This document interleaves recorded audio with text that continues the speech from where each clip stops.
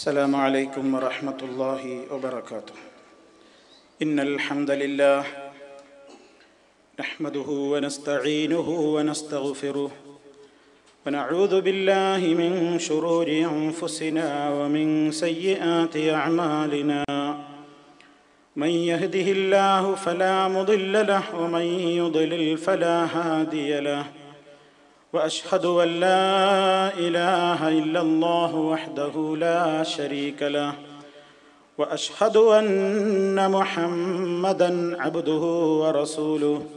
اللهم صل على محمد وعلى آل محمد كما صليت على إبراهيم وعلى آل إبراهيم إنك حميد مجيد. اللهم بارك على محمد وعلى آل محمد كما باركت على إبراهيم وعلى آل إبراهيم إنك حميد مجيد. يا أيها الذين آمنوا اتقوا الله حق تقاته ولا تموتن إلا وأنتم مسلمون. أما بعد فإن خير الكلام كلام الله وخير الهدي هدي محمد صلى الله عليه وسلم وشر الأمور محدثاتها وكل محدثة بدعة وكل بدعة ضلالة. أعوذ بالله من الشيطان الرجيم. يا أيها الذين آمنوا اتقوا الله وكونوا مع الصادقين. സ്നേഹമുള്ള സത്യവിശ്വാസികളെ, സഹോദരങ്ങളെ, മരണാനന്തരം എല്ലാവർക്കും കഴിച്ചുകൂട്ടേണ്ടുന്ന ബർസഖിയായ ജീവിതം, അതല്ലെങ്കിൽ ഖബർ ജീവിതം, ആ ജീവിതത്തിൽ അനുഭവിക്കാനിരിക്കുന്ന രക്ഷകളും അതുപോലെ തന്നെ ഭീകരമായ ശിക്ഷകളും, ഇതിനെ സംബന്ധിച്ചാണ് കഴിഞ്ഞ നമ്മുടെ അവസരത്തിൽ വിശദീകരിക്കപ്പെട്ടിട്ടുള്ളത്. ഭീകരമായ ഖബർ ശിക്ഷയിൽ നിന്ന് അള്ളാഹു നമ്മെ എല്ലാവരെയും കാത്തുരക്ഷിക്കുമാറാകട്ടെ. സഹോദരങ്ങളെ, ഖബർ ശിക്ഷ യാഥാർത്ഥ്യമാണ്. അതുകൊണ്ട് തന്നെ നിരന്തരം നാം അള്ളാഹുവിനോട് അതിൽ നിന്ന് രക്ഷയും കാവലും ചോദിച്ചു കൊണ്ടിരിക്കുകയാണ്. അഷ്റഫുൽ ഖൽഖ് സല്ലല്ലാഹു അലൈഹി വസല്ലം ഒരൊറ്റ നമസ്കാരത്തിലും ഖബർ ശിക്ഷയിൽ നിന്ന് രക്ഷ തേടാതിരുന്നിട്ടില്ല. മഹാനായ പ്രവാചകൻ സല്ലല്ലാഹു അലൈഹി വസല്ലമിന് ഖബർ ശിക്ഷയില്ല എന്ന് ഉറപ്പാണ്. എന്നിട്ടും ആ നേതാവ് ഖബറിന്റെ ഭീകരമായ ശിക്ഷയെ സംബന്ധിച്ച് ഓർക്കുകയും അതിൽ നിന്ന് രക്ഷ ചോദിക്കുവാൻ ഈ ഉമ്മത്തിനോട് ആവശ്യപ്പെടുകയും ചെയ്തതിൽ നിന്ന് അതിൻ്റെ ഗൗരവവും അതിൻ്റെ പ്രാധാന്യവുമൊക്കെ എത്രമാത്രമാണെന്ന് നമ്മൾ ഗ്രഹിച്ചിരിക്കേണ്ടതാണ്. ഖബറിലെ ശിക്ഷയ്ക്ക് ഹേതുവായി തീരുന്ന ഒട്ടേറെ പാപങ്ങളുണ്ട്. നാം വളരെയേറെ ശ്രദ്ധ പുലർത്തിയില്ലെങ്കിൽ ഖബറിലെ ഭീകരമായ ശിക്ഷയ്ക്ക് നാം എല്ലാവരും ഇരയാകാൻ പോവുകയാണ്. അല്ലാഹു കാക്കുമാറാകട്ടെ. സഹോദരങ്ങളെ, ശിർക്ക് ചെയ്യുന്നവർ, അതുപോലെ തന്നെ കുഫറിൽ നിലകൊള്ളുന്നവർ, അതുപോലെ തന്നെ കപടന്മാർ, കാപട്യത്തിൽ നിഫാഖിൽ സ്ഥിതി ചെയ്യുന്നവർ, ഇവർക്കൊക്കെയും കഠോരമായ ശിക്ഷയാണ് ഖബറിലും നേരിടാനുള്ളത്. അതൊക്കെ പൊതുവായിട്ടുള്ള എല്ലാവർക്കുമുള്ള, അഥവാ കാഫിറുകൾക്ക്, മുശ്രിക്കുകൾക്ക്, മുനാഫിക്കുകൾക്കുള്ള കഠോരമായ ആ ശിക്ഷയാണെങ്കിൽ അല്പമൊക്കെ ഈമാനുള്ള വിശ്വാസമുള്ള ആളുകളും ഇതിൽ നിന്ന് ഒഴിവാകുന്നില്ല എന്ന് നമ്മൾ മനസ്സിലാക്കണം. ആ വിശ്വാസികളിൽ സംഭവിക്കുന്ന ചില പ്രത്യേക പാപങ്ങൾ, ആ പാപങ്ങളെ സംബന്ധിച്ച് മഹാനായ റസൂലുള്ളാഹി സ്വല്ലല്ലാഹു അലൈഹി വസല്ലം മുന്നറിയിപ്പ് നൽകിയിരിക്കുകയാണ്. അതുകൊണ്ട് തന്നെ അത് നമ്മുടെ ജീവിതത്തിൽ വരാനിരിക്കാൻ നമ്മളേറെ ശ്രദ്ധിക്കേണ്ടതുണ്ട്.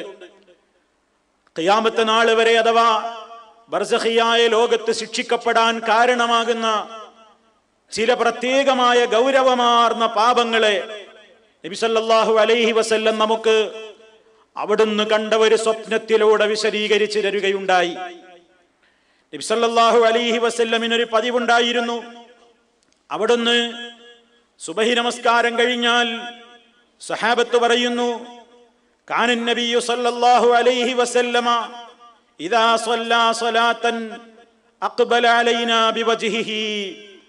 റസൂലുള്ളാഹി സല്ലല്ലാഹു അലൈഹി വസല്ലം നമസ്കാരം കഴിഞ്ഞാൽ, നമസ്കാരത്തിൽ നിന്ന് വിരമിച്ചാൽ ഞങ്ങളുടെ നേരെ തിരിഞ്ഞിരുന്നു കൊണ്ട് അവിടുന്ന് ചോദിക്കും, മൻ റആ മിൻകുമുൽ ലൈലത റുഅ്യാ, നിങ്ങളിൽ ആരെങ്കിലും ഇന്നലത്തെ രാത്രിയിൽ വല്ല സ്വപ്നവും കണ്ടിട്ടുണ്ടോ?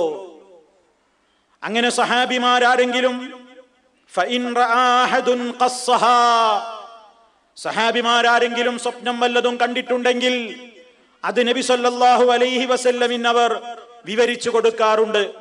ഫയഖൂലു മാഷാ അല്ലാഹ്, അല്ലാഹുവിന്റെ റസൂൽ എന്താണ് അല്ലാഹു ഉദ്ദേശിച്ചതെങ്കിൽ അതിനെ സംബന്ധിച്ചവർക്ക് പറഞ്ഞു കൊടുക്കുകയും ചെയ്യാറുണ്ടായിരുന്നു. അങ്ങനെ ഇതായിരുന്നു പ്രവാചകന്റെ പതിവെങ്കിൽ. ഫസഅലനാ യൗമൻ, ഒരു ദിവസം റസൂലുള്ള ഞങ്ങളോട് ചോദിച്ചു, ഹൽ റആ അഹദും മിൻകും റുഅ്യാ, നിങ്ങളിൽ ആരെങ്കിലും വല്ല സ്വപ്നവും കണ്ടിട്ടുണ്ടോ? ഖുൽനാ, അപ്പ ഞങ്ങൾ പറഞ്ഞു, ലാ, ഇല്ല നബിയെ, ഞങ്ങൾ ആരും ഇന്നലെ ഒരു സ്വപ്നവും കണ്ടിട്ടില്ല. ആ ഘട്ടത്തിലതാ റസൂലുള്ളാഹി സ്വല്ലല്ലാഹു അലൈഹി വസല്ലം പറയുന്നു, ലാകിന്നി റഅയ്തുൽ ലൈല, എന്നാൽ ഞാൻ ഇന്നലെ ഒരു സ്വപ്നം കണ്ടിരിക്കുന്നു. നിങ്ങളാരും ഇന്ന് സ്വപ്നം കണ്ടിട്ടില്ല അല്ലേ? എന്നാൽ ഞാൻ രാത്രിയിൽ ഒരു സ്വപ്നം കണ്ടിരിക്കുന്നു. അതാ റജുലൈനി അതയാനി, രണ്ടാളുകളതാ എന്റെ അടുക്കലേക്ക് വരുന്നു. റസൂൽ സല്ലല്ലാഹു അലൈഹി വസല്ലം അവിടുത്തെ സ്വപ്നം വിശദീകരിക്കുകയാണ്. അതാ രണ്ടാളുകൾ എന്നെ സമീപിക്കുന്നു. ഫഖദാ ബിയദി, അങ്ങനെ അവർ രണ്ടാളും എന്റെ കൈ പിടിക്കുന്നു. ഫഅഖ്റജാനി ഇലൽ അർദിൽ മുഖദ്ദസ, പരിശുദ്ധമായ ഒരു താഴ്വരയിലേക്ക്, ഒരു സ്ഥലത്തേക്ക് അവരെന്നെ കൂട്ടിക്കൊണ്ടുപോകുന്നു. അങ്ങനെ അതാ ഞാൻ അവിടെ ചെന്ന് നോക്കുമ്പോ ഫഇദാ റജുലുൻ ജാലിസുൻ, ഒരാൾ ഇങ്ങനെ ഇരിക്കുന്നുണ്ട്, ഒരു മനുഷ്യൻ ഇങ്ങനെ ഇരിക്കുകയാണ്. വറജുലുൻ ഖായിമുൻ ബിയദിഹി കല്ലൂബും മിൻ ഹദീദ്, ആ ഇരിക്കുന്ന മനുഷ്യന്റെ അതാ തൊട്ടടുത്തതാ ഒരു മനുഷ്യൻ നിൽക്കുകയാണ്. അദ്ദേഹത്തിന്റെ കയ്യിലുണ്ട് കല്ലൂബും മിൻ ഹദീദിൻ, ഇരുമ്പ് കൊണ്ടുള്ള കൊടിലുണ്ട്, ചവണയുണ്ട്, ഇരുമ്പ് കൊണ്ടുള്ള കൊളുത്തുണ്ട്. അങ്ങനെ അതാ യുദ്ഖിലുഹു ഫീ ശിദ്ഖിഹി, അതാ ഇരിക്കുന്ന മനുഷ്യന്റെ അതാ ചിറിയിലേക്ക് ഇട്ടുകൊണ്ട് അതതാ പ്രവേശിപ്പിക്കുന്നു. ഹത്താ യബ്ലുഗ ഖഫാഹു, അതതാ അയാളുടെ പിരടി വരെ മുറിക്കുന്നു. ഈ കൊടില് കൊണ്ട് ഈ ചിരിയിലേക്ക് ഈ കൊടില് കടത്തിയിട്ട് അതാ അത് ഇങ്ങനെ കീറി മുറിച്ചുകൊണ്ട് അദ്ദേഹത്തിന്റെ പെരടി വരെ മുറിക്കുന്നുണ്ട്.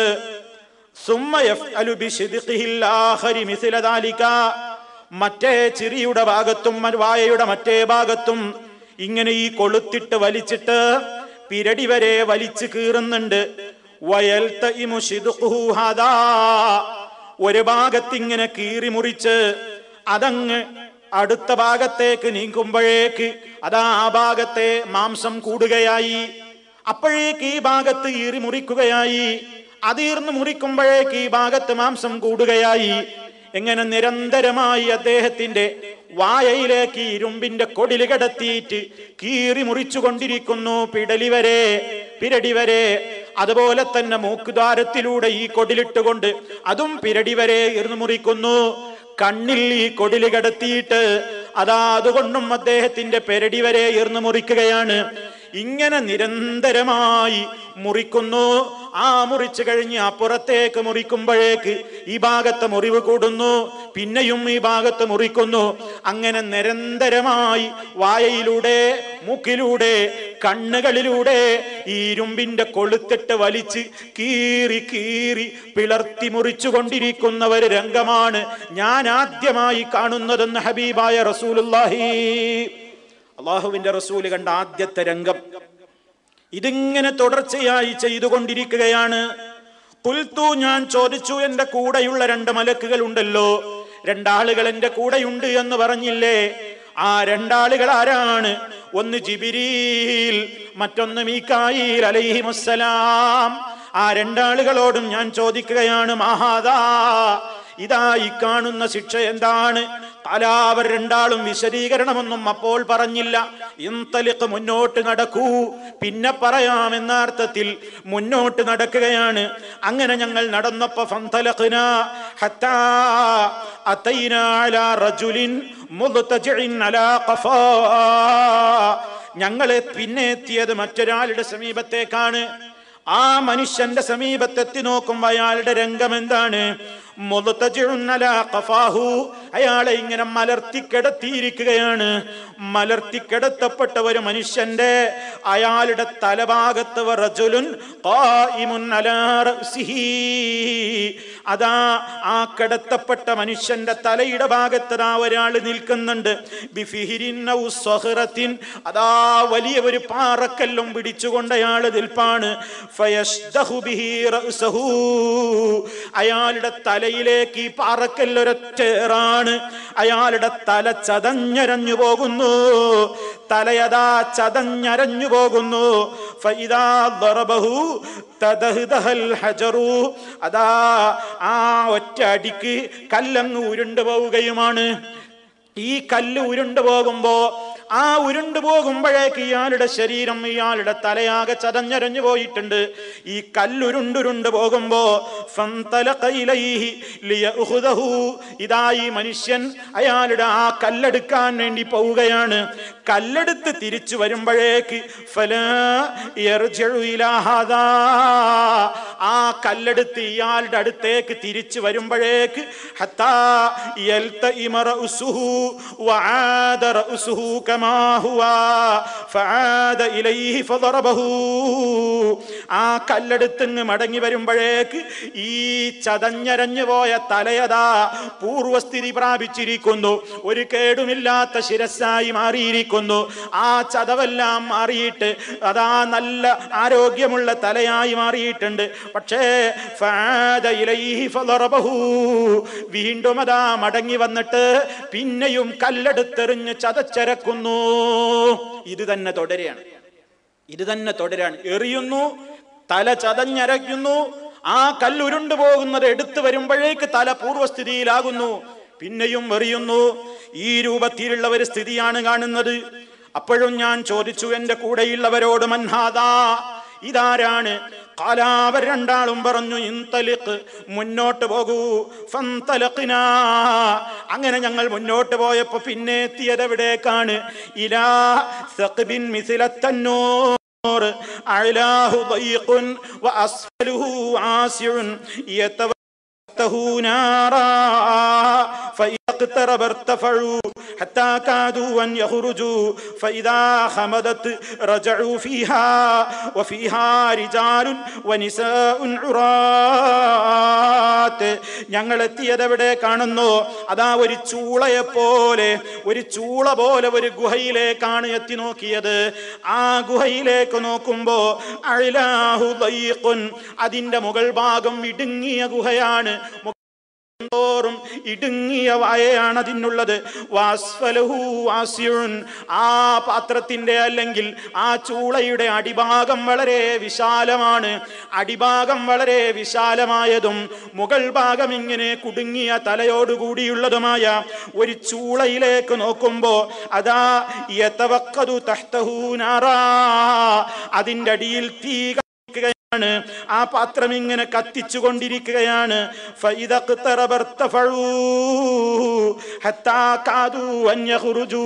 പൊള്ളിയിട്ട് അതാ ചൂട് സഹിക്കവയ്യാതെ അവരതാ അതിൽ നിന്ന് ചാടി രക്ഷപ്പെടാൻ വേണ്ടി മുകളിലോട്ട് വരുന്നു. സാധിക്കുന്നില്ല. ഫൈദാ ഖമദത് റജഉ ഫീഹാ, ആ തീ അങ്ങണയുമ്പോഴേക്ക് അവർ പിന്നെയും അതിലേക്ക് വീഴുകയാണ്. തീ കത്തിച്ച് വീണ്ടും ചൂട് വരുമ്പോൾ പുറത്തേക്ക് അവർ പൊങ്ങുകയാണ്. രക്ഷപ്പെടാനാകുന്നില്ല. അങ്ങനെയതാ തീയിട്ട് കത്തിക്കപ്പെടുകയും ആ ആവിയിൽ അവർ പുറത്തേക്ക് വരികയും ആവി അങ്ങ് നീങ്ങുമ്പോൾ പിന്നെയും അതിലേക്ക് വീഴുകയും ഇങ്ങനെ നിരന്തരമായി ശിക്ഷിക്കപ്പെട്ടുകൊണ്ടിരിക്കുന്ന ഒരു വർഗം.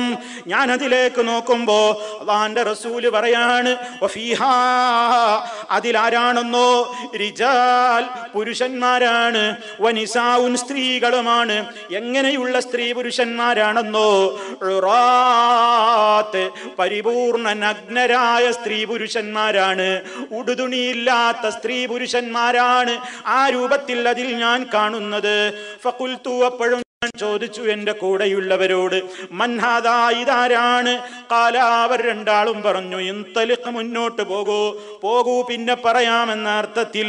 ഫൻതലഖ്നാ ഹത്താ അതൈനാ അലാ നഹരിൻ മിൻ ദമിൻ ഫീഹി റജുലുൻ ഖായിമുൻ അലാ വസത്തിൻ നഹാരി റജുലുൻ ബൈന യദൈഹി ഹിജാറാ ഫഅഖ്ബല الرجل الذي في النهر فإذا أراد أن يخرج رمى الرجل بحجر فيه فرده حيث كان فجعل كلما جاء ليخرج رمى فيه بحجر فيرجع كما كان. വളരെ ഭീകരമായ ഒരു രംഗമാണ് ഇവിടെയും പറയുന്നത്. ഞങ്ങൾ പോയി നോക്കുമ്പോൾ അതാ ഒരു നദി, വളരെ ചുവന്ന നിറത്തിലുള്ള, അതാ ബ്ലഡിനാലുള്ള, രക്തത്താലുള്ള ഒരു പുഴയാണ് കാണുന്നത്, ഒരു നദിയാണ് കാണുന്നത്, ഒരരുവിയാണ് കാണുന്നത്. അതിലുള്ള വെള്ളം രക്തസമാനമാണ്, രക്തത്താലുള്ള വെള്ളമാണ്. അതിലതാ ഒരു മനുഷ്യൻ ഇങ്ങനെ നീന്തുകയാണ്. അയാൾ നീന്തി നീന്തി കരക്കണയുമ്പോ അതാ വഅലാ ശത്തിൻ നഹരി റജുലുൻ, കരയിൽ ഒരാൾ നിൽക്കുന്നുണ്ട്. അയാളുടെ മുമ്പിൽ അതാ ഒട്ടേറെ കല്ലുകളാണ്. ഈ മനുഷ്യനതാ വളരെ വിഷമിച്ച് ആ നടുത്തളത്തിൽ നിന്ന് നീന്തി നീന്തി കരപറ്റി വാവിളിർന്ന് വരുമ്പോഴേക്കതാ ഇയാളെ കല്ലെടുത്തുകൊണ്ട് കരയിൽ നിൽക്കുന്ന ഈ വ്യക്തി കല്ലെറിഞ്ഞോടിക്കുന്നു. അയാളുടെ വായയിലേക്ക് കല്ലുകൾ എടുത്തെറിയുന്നു. ആ മനുഷ്യൻ പിന്നെയും നദിയുടെ നടുവിലേക്ക് തന്നെ ആട്ടിയോടിക്കപ്പെടുന്നു. പിന്നെയും അയാൾ നീന്തി നീന്തി കരക്കണയാൻ നോക്കുന്നു. വാ പിളർന്ന് ക്ഷീണിച്ചു വരുന്ന നേരത്ത് പിന്നെയും അതാ കരക്ക് നിൽക്കുന്ന വ്യക്തി കല്ലുകളെടുത്തയാളുടെ വായയിലേക്ക് എറിഞ്ഞുകൊണ്ടിരിക്കുകയാണ്.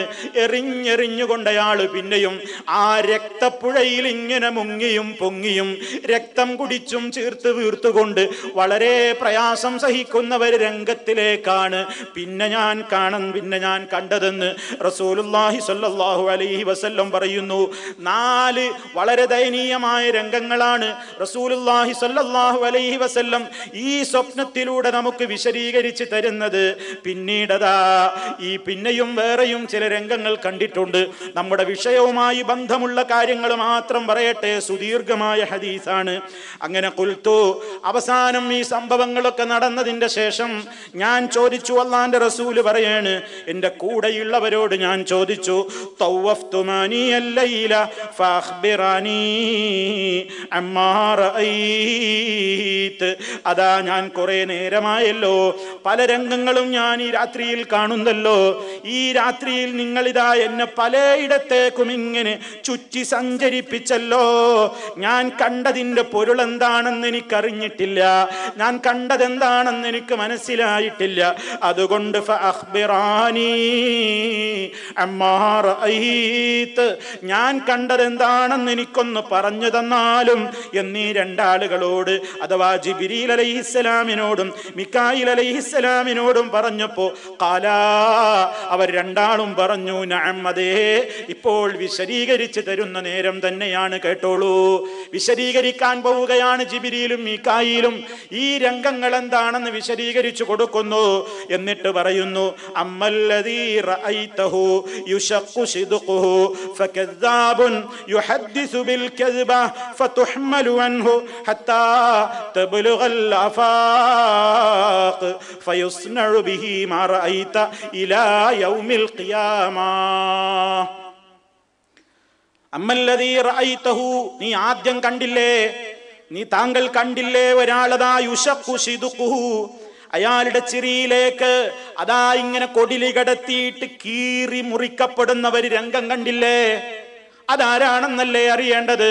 ഫകദ്ദാബുൻ, നുണയനാണ് അയാള്, നുണ പറഞ്ഞ് നടക്കുന്നവനാണ്, കളവ് പ്രചരിപ്പിക്കുന്നവനാണ്. അങ്ങനെ യുഹദ്ദിസു ബിൽ കദ്ബ, അവനൊരു കളവങ്ങ് പറഞ്ഞാൽ ഫതുഹ്മലു അൻഹു, അതവനിൽ നിന്ന് മറ്റുള്ളവരങ്ങ് ഏറ്റുവാങ്ങിയിട്ട് ഹത്താ തബ്ലുഗൽ ആഫാഖ്, ലോകം മുഴുവൻ ആ കളവങ്ങ് പ്രചരിക്കുന്നു. അങ്ങനെ ലോകം മുഴുവൻ കളവ് പ്രചരിപ്പിക്കുന്ന, അല്ലെങ്കിൽ ലോകം മുഴുവൻ കളവ് എത്തിക്കാനുള്ള സംവിധാനങ്ങളുള്ള, ആ രൂപത്തിൽ കളവ് മാത്രം പറഞ്ഞുകൊണ്ട് നടക്കുന്ന അത്തരത്തിലുള്ള ആളുകളാണത്. അങ്ങനെ അവൻ ഉപയോഗപ്പെടുത്തിയത് അതിന്റെ തലയല്ലേ, അവന്റെ വായയല്ലേ?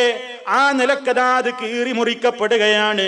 ഫയുസ്നഉ ബിഹി, ഇവനെ കൊണ്ട് ഇങ്ങനെ ചെയ്യപ്പെടുന്നതാണ്. മാ റഅയ്ത, താങ്കൾ കണ്ടില്ലേ? ആ ശിക്ഷ ഏതാനും ദിവസത്തേക്കല്ല, ഏതാനും മണിക്കൂറുകളിലേക്കല്ല, ഏതാനും വർഷത്തേക്കുമല്ല. ആ ശിക്ഷ അയാൾക്ക് ലഭിച്ചുകൊണ്ടിരിക്കുകയാണ്. ഇലാ യൗമിൽ ഖിയാമ, അന്ത്യനാള് വരെ. മഹ്ശറിലേക്ക് ആളുകൾ ഉയർത്തെഴുന്നേൽപ്പിക്കപ്പെടുന്ന ആ ഖിയാമത്ത് നാള് വരെയും അവന്റെ ബർസഖിയായ ലോകത്ത് ഈ ശിക്ഷ തുടരുകയാണ്. എത്ര നൂറ്റാണ്ടവൻ കിടക്കണോ അത്രയും നൂറ്റാണ്ടവൻ ഈ ശിക്ഷ ഏറ്റുവാങ്ങേണ്ടി വരികയാണെന്ന് അതാ നബി സല്ലല്ലാഹു അലൈഹി വസല്ലമിനോട് അവര് പഠിപ്പിച്ചു കൊടുക്കുന്നു, വിശദീകരിച്ചു കൊടുക്കുന്നു. പ്രിയപ്പെട്ടവരെ, ഖബറിൽ ശിക്ഷിക്കപ്പെടാൻ കാരണമായ ഒരു കാരണം ഇവിടെ റസൂലുള്ളാഹി പഠിപ്പിക്കുന്നത് നുണ പറയലാണ്. ആരുടെ പേരിലും നുണ പറഞ്ഞുകൂടാ, ആരുടെ പേരിലും കളവ് പറഞ്ഞുകൂടാ. കളവിൽ ഏറ്റവും ഗുരുതരമായത് അള്ളാന്റെ പേരിൽ കളവ് പറയലാണ്. അള്ളാന്റെ പേരിൽ കളവ് പറയലാണ്. റസൂലുള്ളാഹി സ്വല്ലല്ലാഹു അലൈഹി വസല്ലമിന്റെ പേരിലും കളവ് പറയലാണ്. റസൂലുള്ളാന്റെ പേരിൽ ആരെങ്കിലും കളവ് പറഞ്ഞാൽ അത് അള്ളാന്റെ പേരിൽ തന്നെ കളവ് പറയലാണ്. കാരണം റസൂൽ സ്വല്ലല്ലാഹു അലൈഹി വസല്ലം പറയുന്നത് മുഴുവനും അള്ളാന്റെ വഹിയോടെയല്ലേ. അപ്പൊ റസൂൽ പറയാത്തൊരു കാര്യം പറഞ്ഞു എന്ന് പറഞ്ഞാൽ അള്ള വഹി കൊടുക്കാത്തൊരു കാര്യം വഹി കൊടുത്തു എന്ന് അള്ളാന്റെ പേരിലും നുണ പറയലല്ലേ. ഇന്നല്ലദീന യഫ്തറൂന അലല്ലാഹിൽ കദിബ ലാ യഫ്ലിഹൂൻ. അള്ളാന്റെ പേരിൽ കള്ളം കെട്ടി ചമക്കുന്നവർ വിജയിക്കാൻ പോകുന്നില്ല. അള്ളാന്റെ പേരിൽ കളവ് പറയുന്നവനേക്കാൾ ഏറ്റവും കടുത്ത അക്രമി ആരുണ്ട്? അള്ളാന്റെ പേരിൽ കളവ് പറയുന്നവനേക്കാൾ ഏറ്റവും വലിയ അക്രമി ആരുണ്ട് എന്ന് വിശുദ്ധ ഖുർആൻ ചോദിച്ചില്ലേ? നബി സല്ലല്ലാഹു അലൈഹി വസല്ലമും പറഞ്ഞില്ലേ? മൻ ഖാല അലയ്യ മാ ലം അഖുൽ ഫൽയതബവ്വ മഖ്അദഹു മിനന്നാർ. ഞാൻ പറയാത്തത് ഞാൻ പറഞ്ഞു എന്ന് എന്റെ പേരിൽ ആരെങ്കിലും പറഞ്ഞാൽ അവൻ നരകത്തിയിൽ അവന്റെ ഇരിപ്പിടം ഉറപ്പിച്ചു കൊള്ളട്ടെ, അവൻ ഉറപ്പിച്ചു കൊള്ളട്ടെ എന്ന് നബി സല്ലല്ലാഹു അലൈഹി വസല്ലം പറയാണ്. മൻ കദബ അലയ്യ മുതഅമ്മിദൻ, മനഃപൂർവ്വം എന്റെ പേരിൽ ഒരാൾ കള്ളം പറഞ്ഞാൽ നരകത്തിയിൽ അവന്റെ ഇരിപ്പിടം അവൻ ഓർത്തുകൊള്ളട്ടെ. എത്രത്തോളം ആ വിഷയത്തിൽ ഗൗരവമുണ്ടെന്നോ, ഒരു ഹദീസ് ദഈഫാണെന്ന് മനസ്സിലായാൽ ആ ഹദീസ് ദുർബലമാണെന്ന് പറഞ്ഞുകൊണ്ടല്ലാതെ ഒരു ഹദീസ് പറയാൻ പാടില്ല. ഒരു ഹദീസ് കള്ളമാണെന്ന് മനസ്സിലായാൽ അതിനെപ്പറ്റി പറയുന്നുണ്ടെങ്കിൽ ആ ഹദീസ് കള്ളമാണെന്ന് പറഞ്ഞിട്ടില്ലെങ്കിൽ ആ പ്രചരിപ്പിച്ചവര് മുഴുവനും ഈ കള്ളം പറഞ്ഞവരുടെ ലിസ്റ്റിൽ തന്നെയാണ് പെടുക എന്ന അർത്ഥത്തിൽ റസൂലുള്ളാഹി സ്വല്ലല്ലാഹു അലൈഹി വസല്ലം മുന്നറിയിപ്പ് നൽകിയിട്ടുണ്ട്. പ്രിയപ്പെട്ടവരെ, അല്ല പറയാത്ത, അല്ല ഉദ്ദേശിക്കാത്ത എന്തെല്ലാം അർത്ഥങ്ങളും ആശയങ്ങളും അള്ളാഹുവിന്റെ പേരിൽ നിന്ന് പല സംഘടനകളും പറയുന്നു, പല പണ്ഡിതന്മാരെന്ന് പറയുന്നവരും വിശദീകരിച്ച് നടക്കുന്നു. റസൂൽ സല്ലല്ലാഹു അലൈഹി വസല്ലം പറഞ്ഞിട്ടില്ലാത്ത എത്രയോ കാര്യങ്ങൾ ഖാല റസൂലുള്ളാഹി എന്ന് തലക്കൽ ഫിറ്റ് ചെയ്തുകൊണ്ട് എത്രയാളുകളാണ് പ്രചരിപ്പിച്ചു കൊണ്ടിരിക്കുന്നത്. ഏറ്റവും കടുത്ത തെറ്റാണത്. ഖബറിൽ അവന് മാരകമായ ശിക്ഷയാണ് വരാൻ പോകുന്നത്. അതോടൊപ്പം തന്നെ പേരിലും കളവ് പറഞ്ഞുകൂടാ, ഒരാളെ പറ്റിയും ഇല്ലാത്തത് പ്രചരിപ്പിച്ചുകൂടാ. അതല്ലേ പരിശുദ്ധ ഖുർആൻ തന്നെ പറയുന്നത്, യാ അയ്യുഹല്ലദീന ആമനുത്തഖുല്ലാഹ വകൂനൂ മഅസ്സാദിഖീൻ. ഓ സത്യവിശ്വാസികളെ, നിങ്ങൾ അല്ലാഹുവിനെ സൂക്ഷിച്ച് ജീവിക്കണേ, നിങ്ങൾ സത്യം പറയുന്നവരുടെ കൂടെ ഉറച്ചു നിൽക്കണേ. കളവ് പറയുന്നവരുടെ കൂടെ നിന്നുകൂടാ. അള്ളാന്റെ പേരിൽ കള്ളം പറയുന്ന പാർട്ടികളില്ലേ?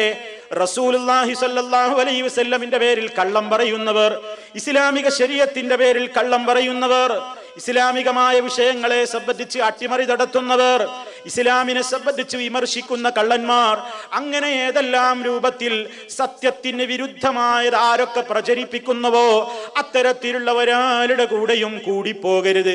നിങ്ങൾ സത്യവാന്മാരുടെ കൂടെ മാത്രമേ നിലക്കൊള്ളാവൂ എന്ന് വിശുദ്ധ ഖുർആനിന്റെ കൽപ്പനയാണ്. അതിന് വിരുദ്ധമായി കൊണ്ട് കളവ് പ്രചരിപ്പിക്കുകയും അങ്ങനെ എന്തെല്ലാം തോന്നിവാസങ്ങളാണ് ജനങ്ങൾ ചെയ്യുന്നത്. ആളുകൾക്കെന്ന് കളവ് പറയാൻ ഒരു ദിവസം വരെ നിശ്ചയിക്കപ്പെട്ട രൂപത്തിലാണ്. ഏപ്രിൽ മാസമായി കഴിഞ്ഞാൽ അതിന്റെ 1-ാം തീയതി പലർക്കും ഏപ്രിൽ ഫൂൾ അഥവാ നുണ പറയാൻ ലൈസൻസ് കിട്ടിയ ഒരു ദിവസമാണ്. മതബോധമുണ്ടവരെന്ന് പറയുന്ന ചെറുപ്പക്കാര് പോലും അന്ന് ചില വികൃതികൾ ഒപ്പിക്കാറുണ്ട്, കള്ളം പറയാറുണ്ട്, കളവ് പ്രചരിപ്പിക്കാറുണ്ട്, കളവ് എഴുതാറുണ്ട്, കളവായ രൂപത്തിലേക്കുള്ള സഹായങ്ങൾ ചെയ്തു കൊടുക്കാറുണ്ട്. പാടില്ല പ്രിയപ്പെട്ടവരെ. അവനവന്റെ നാവിൽ എന്നറിഞ്ഞുകൊണ്ടൊരു കള്ളം വന്നു പോകണ്ട. ഈ ഉപയോഗപ്പെടുത്തിയിട്ടുള്ള നിന്റെ ശരീരത്തിലെ അതാ ഈ ചിരിഭാഗം, അവന്റെ വായഭാഗം ഇതാ കൂർത്തുമൂർത്ത മുള്ളുകളുള്ള അഥവാ ഇരുമ്പിന്റെ കൊടിലുകൾ കൊണ്ട് വലിച്ചു കീറപ്പെടുന്ന ശിക്ഷ അവനതാ അവന്റെ ബർസഖിയായ ജീവിതത്തിൽ ഖിയാമത്ത് നാൾ വരെ നേരിടാനിരിക്കുന്നു. അതുകൊണ്ട് രക്ഷയുണ്ടോ? മഹ്ശറിൽ വിചാരണയ്ക്ക് ശേഷം അവൻ പിന്നെയും അതാ നരകത്തിയിലേക്ക് തള്ളപ്പെടുകയായി. അപ്പൊ ഒന്നാമത്തെ ശിക്ഷ അതല്ലേ? ഒന്നാമത്തെ കാര്യം അതാണ് വിശദീകരിക്കപ്പെട്ടത്. രണ്ടാമത് മലക്കുകൾ വിശദീകരിച്ചു കൊടുക്കുന്നു. വല്ലദീ റഅയ്തഹു യുഷ്ദഹു റഅസുഹു ഫറജുലുൻ അല്ലമഹുല്ലാഹുൽ ഖുർആൻ فنام عنه بالليل ولم يعمل فيه بالنهار يفعل به إلى يوم القيامة. നീ കണ്ടില്ലേ? വല്ലദീ റഅയ്തഹു, താങ്കൾ കണ്ടില്ലേ ഒരാളെ? യുഷ്ദഹു റഅസുഹു, അയാളുടെ തല ഇങ്ങനെ ചതച്ചരക്കുന്നത് കണ്ടില്ലേ? തല ചതഞ്ഞരക്കപ്പെടുന്ന ഒരു മനുഷ്യനെ കണ്ടില്ലേ? പാറക്കല്ല് തലയിലേക്ക് ഇട്ടുകൊണ്ട് തല ഇങ്ങനെ അരക്കപ്പെടുന്ന, നശിപ്പിക്കപ്പെടുന്ന ഒരു വ്യക്തിയെ കണ്ടില്ലേ? അയാൾ ആരാണെന്നോ? ഫറജുലുൻ അല്ലമഹുല്ലാഹുൽ ഖുർആൻ. അയാൾ ആരാണെന്നോ? അല്ലാഹു അദ്ദേഹത്തിന് ഖുർആൻ പഠിപ്പിച്ചു കൊടുത്തിരുന്നു. ഖുർആൻ അദ്ദേഹം പഠിച്ചിട്ടുണ്ട്. ഖുർആനിന്റെ നിയമങ്ങൾ അയാൾ പഠിച്ചിട്ടുണ്ട്. ഖുർആനിലെ നിയമങ്ങളെ പറ്റി അയാൾ കേട്ടിട്ടുണ്ട്, മനസ്സിലാക്കിയിട്ടുണ്ട്. അത് പഠിക്കാനുള്ള അവസരങ്ങൾ കിട്ടിയിട്ടുണ്ട്. അങ്ങനെയൊക്കെ പഠിച്ച മനുഷ്യനാണ്. എന്നിട്ടും രാത്രിയിൽ അയാളുടെ ബാധ്യതകൾ നിർവഹിക്കാതെ, പഠിച്ചതനുസരിച്ചൊന്നും ചെയ്യാതെ രാത്രിയിൽ അയാൾ ഉറങ്ങുന്നു. വലം യഅമൽ ഫീഹി ബിന്നഹാർ, പകലിലും അവൻ അതുകൊണ്ടൊന്നും പ്രവർത്തിച്ചില്ല. മറ്റൊരു റിപ്പോർട്ടിൽ നമുക്ക് കാണാം, യഖുദുൽ ഖുർആന ഫയർഫിളുഹു, അയാൾ ഖുർആൻ പഠിച്ചിട്ടുണ്ട്, പക്ഷേ അയാൾ അത് വലിച്ചെറിഞ്ഞവനാണ്. ഖുർആൻ പഠിച്ചിട്ടുണ്ട്, മനസ്സിലാക്കിയിട്ടുണ്ട്, അറിവ് നേടിയിട്ടുണ്ട്, പക്ഷേ അയാൾ അത് ജീവിതത്തിൽ പുലർത്തുന്നില്ല. അയാൾ അത് വലിച്ചെറിഞ്ഞ മട്ടാണ്. വയനാമു അനിസ്സലാത്തിൽ മക്തൂബാ, ഫർളായ നിസ്കാരത്തിന് പോകാതെ അവൻ കിടന്നുറങ്ങുന്നവനാണ്. നിസ്കാരത്തിന് പോകാതെ അവൻ ഉറങ്ങുന്നു. പഠിച്ചതനുസരിച്ച് അവൻ പ്രവർത്തിക്കാതെ അവനതാ ഉറങ്ങുകയാണ്. അവൻ ഫജറിൽ ബാങ്ക് കേട്ടാലും അവന്റെ തല പൊങ്ങുന്നില്ല. സമയമായി കഴിഞ്ഞാലും അവൻ എഴുന്നേൽക്കാൻ തോന്നുന്നില്ല. ഇനി ഫജർ നേരമെന്ന് വേണ്ട, ഏത് നേരമാകട്ടെ, സമയമായിട്ടും അതറിഞ്ഞിട്ടും ഒരാൾ കിടക്കുന്നുവെങ്കിൽ അവന്റെ ഖബറിൽ അവന് അഭിമുഖീകരിക്കാനുള്ള മാരകമായ ശിക്ഷയാണിത്. എത്രയോ ആളുകളില്ലേ, അതാ അവൻ കിടന്നുറങ്ങുകയാണ്, കിടന്നുറങ്ങുന്നു. ഫജറായതവൻ അറിയാം, അസറായതവൻ അറിയാം. അങ്ങനെ സമയമായെന്നറിഞ്ഞിട്ടും, ആ സമയം അറിഞ്ഞിട്ടും ഒരാൾ കിടന്നുറങ്ങുകയാണെങ്കിൽ അവൻ അവന്റെ സുഖത്തിന് പ്രാധാന്യം കൊടുത്തവനാണ്, അവന്റെ കണ്ണിന് സുഖം കൊടുത്തവനാണ്, അവന്റെ ശരീരത്തിന് സുഖം കൊടുത്തവനാണ്. അള്ളാന്റെ വിളിയാളം അവൻ കേൾക്കുന്നുണ്ട്. ഹയ്യ അലസ്സലാ, നമസ്കാരത്തിലേക്ക് വരൂ. ഹയ്യ അലൽ ഫലാഹ്, വിജയിക്കണോ ഇങ്ങോട്ട് വരൂ, വിജയം നേടാൻ വരൂ എന്ന വിളിയാളം അവൻ കേൾക്കുന്നുണ്ട്. ടൈമായത് അവൻ അറിയുന്നുണ്ട്. എന്നിട്ടും അവൻ മനഃപൂർവ്വം പിന്നെയും കിടന്നുറക്കം തന്നെയാണെങ്കിൽ അവന്റെ തല അതാ പാറക്കല്ലുകൾ കൊണ്ട് ചതച്ചരക്കപ്പെടുകയായി. ഈ ശിരസ് കൊണ്ടല്ലേ, ഈ ശിരസ്സല്ലേ നിന്റെ തലയിണയിൽ വെച്ചുകൊണ്ട് നീ ബഹുമാനിച്ചത്. അള്ളാനെ കാണ ബഹുമാനം നീ കൊടുത്തത് നിന്റെ ശരീരത്തിനല്ലേ, നിന്റെ ശിരസിനല്ലേ, നിന്റെ കണ്ണിനല്ലേ, നിന്റെ തലക്കല്ലേ. അതാ ആ മാന്യമെന്ന് നിനക്ക് തോന്നിയ ശിരസിതാ ചതച്ചരക്കപ്പെടുന്നു എന്ന മട്ടിൽ അവന്റെ ബർസഖിയായ ജീവിതത്തിൽ ഖിയാമത്ത് നാൾ വരെ അതാ നിസ്കാരത്തിന് എഴുന്നേൽക്കാതെ മനഃപൂർവ്വം കിടന്നുറങ്ങുന്നവന്റെ തല ചതച്ചരക്കപ്പെടുന്നു. എത്ര ഗൗരവമാണ് പ്രിയപ്പെട്ടവരെ.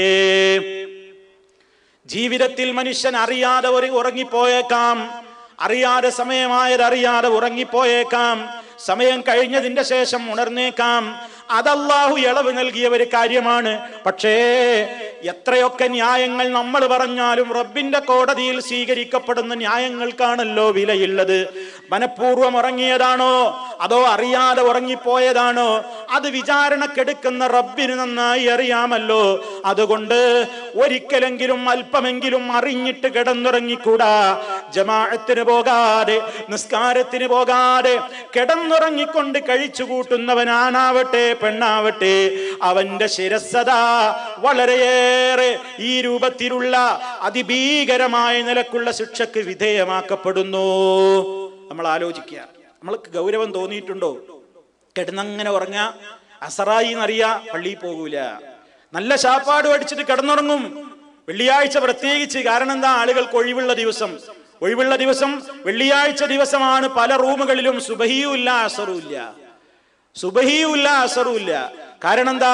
അലാറം ശബ്ദിക്കാത്ത ഒരു ദിവസമുണ്ടെങ്കിൽ അത് വെള്ളിയാഴ്ചയാണ്. മറ്റുള്ള ദിവസങ്ങളിലൊക്കെ അലാറം ശബ്ദിക്കും. എന്തിനാ? ഡ്യൂട്ടി ഉണ്ട്, ഡ്യൂട്ടിക്ക് പോകാൻ വേണ്ടി അലാറം വെക്കുന്നു. വെള്ളിയാഴ്ച ഡ്യൂട്ടി ഓഫാണ്, അതുകൊണ്ട് അലാറം മുഴങ്ങുന്നില്ല. എണീറ്റെങ്കിൽ എണീക്കട്ടെ, ഇല്ലെങ്കിൽ വേണ്ട. ഇങ്ങനെ അലസതയോടുകൂടെ വിടാനുള്ളതാണോ പ്രിയപ്പെട്ടവരെ നമ്മുടെ നമസ്കാരങ്ങൾ? ചിലപ്പോ അലാറം അടിച്ചാലും ചിലപ്പോ കേൾക്കാത്ത ക്ഷീണത്തിൽ നമ്മൾ ഉറങ്ങിപ്പോയേക്കും. അത് റബ്ബറിയുന്നവനാണ്, ഒരാളെ ബോധ്യപ്പെടുത്തേണ്ടതല്ല.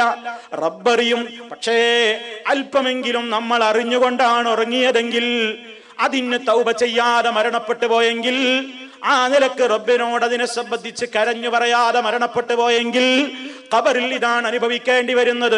ഇലാ യൗമിൽ ഖിയാമ ഫയുസ്നഉ ബിഹി ഇലാ യഫ്അലു ബിഹി ഇലാ യൗമിൽ ഖിയാമ, അന്ത്യനാൾ വരെ ഇത് തുടരുന്നതാണ്. രണ്ട് കാര്യങ്ങൾ അവിടെ പറഞ്ഞു. ഒന്ന്, ജമാഅത്തിനും നിസ്കാരത്തിനൊന്നും പോകാതെ നിസ്കാരത്തിന്റെ കാര്യത്തിൽ ശ്രദ്ധിക്കാതെ കിടന്നുറങ്ങന്നെ. രണ്ടാമത്തത് എന്താണ്? ഇയാൾ ഇൽമു പഠിച്ചു, ആ ഇൽമനുസരിച്ച് രാത്രിയും പ്രവർത്തനമില്ല, പകലും പ്രവർത്തനമില്ല. പഠിച്ചതനുസരിച്ച് പ്രവർത്തിച്ചെങ്കിലല്ലേ ഇൽമു ഉപകാരപ്പെടുകയുള്ളൂ. ഇൽമു ഉപകാരപ്പെടണ്ടേ? റസൂൽ സല്ലല്ലാഹു അലൈഹി വസല്ലം നമ്മോട് പറഞ്ഞില്ലേ, നിങ്ങൾ അല്ലാഹുവിനോട് ചോദിച്ചു കൊണ്ടിരിക്കണം, അല്ലാഹുമ്മ ഇന്നി അസ്അലുക ഇൽമൻ നാഫിയാ, നാഫിയായ ഇൽമിനെ തരണേ അല്ലാഹ്. നാഫിയായ ഇൽമു എന്ന് പറഞ്ഞാൽ എന്താ? ഉപകാരപ്രദമായ അറിവ്. ഒരാൾക്ക് കുറേ അറിവുണ്ട്, കുറേ പഠിച്ചിട്ടുണ്ട്, അയാളുടെ ജീവിതത്തിൽ ഒരു നിലക്കും അതിനോട് യോജിപ്പില്ലെങ്കിൽ അയാളുടെ ഇൽമ അയാൾക്ക് ഉപകരിച്ചില്ല, ഒരു ഫലവും അതുകൊണ്ട് കിട്ടിയില്ല. അതുകൊണ്ട് ഉപകാരപ്രദമായ അറിവല്ലെങ്കിൽ ആ ഇൽമവന് ശാപമാണ്, ആ ഇൽമവന് ശിക്ഷയാണ്, ആ ഇൽമവന് റബ്ബിന്റെ കോപത്തിന് കാരണമാണ്. അതുകൊണ്ട് പ്രിയപ്പെട്ടവരെ, പഠിച്ചു കഴിഞ്ഞാൽ ആ പഠിച്ചത് എത്ര കുറവാണെങ്കിലും ആ അറിഞ്ഞ കാര്യമനുസരിച്ച് അമൽ ചെയ്യുവോളം നമ്മൾ ആ വിഷയത്തിൽ ജാഹിലിന്റെ സ്ഥാനത്താണ്. ഒരാൾക്ക് ഒരുപാട് ഇൽമുണ്ട്, അയാൾ പ്രവർത്തിക്കുന്നില്ലെങ്കിൽ അയാളും ജാഹിലും ഒരുപോലെ. ജാഹിലൊരു പക്ഷേ അറിയാതെയാവാം. ഇവൻ പഠിച്ചിട്ട് പ്രവർത്തിക്കാത്തവനാണെങ്കിൽ അവന്റെ ശിക്ഷ വളരെ ഗൗരവമല്ലേ? അതുകൊണ്ട് അള്ളാന്റെ ഖുർആൻ അവഗണിച്ചവരുടെയും നിസ്കാരത്തിന് പോകാതെ കിടന്നുറങ്ങുന്നവരുടെയും ശിക്ഷയാണ് ഈ പറഞ്ഞത്. അവന്റെ തലയിങ്ങനെ അതാ വലിയ പാറക്കല്ലുകൾ കൊണ്ട് എറിഞ്ഞ് ചതച്ചരക്കപ്പെടുന്നു. അള്ളാഹു നമ്മെ കാത്ത് രക്ഷിക്കുമാറാകട്ടെ. പരിശുദ്ധ ഖുർആനിനെ അവഗണിക്കൽ പല രൂപത്തിലില്ലേ?